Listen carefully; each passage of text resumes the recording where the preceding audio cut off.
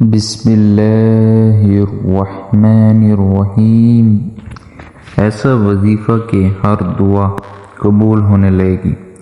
نبی پاک صلی اللہ علیہ وسلم نے فرمایا، جس شخص کی رات کو آنکھ کھلے اور وہ یہ دعا پڑھ لے، لا الہ الا اللہ وحدہ لا شریک لہ الملک ولہ الحمد وہو علی کل شیء قدیر، الحمد للہ وہو علی کل شیء قدیر، الحمد للہ وبہ قدیر، والحمد للہ وہو لا الہ الا اللہ واللہ اکبر، ولا حول ولا قوۃ الا باللہ۔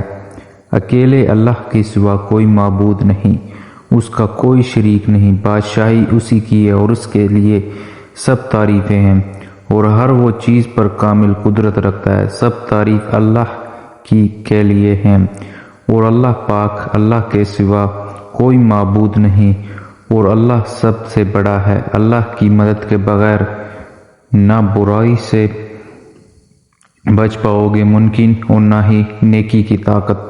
پھر اس کے بعد وہ یہ دعا کرے، اللہم اغفر لی، حینا مجھے بخش دے، یا کوئی اور دعا کرے، اس کی دعا قبول کر لی جاتی ہے۔ اور اگر وضو کر کے وہ نماز پڑھے اور اس کی نماز بھی قبول ہوتی ہے۔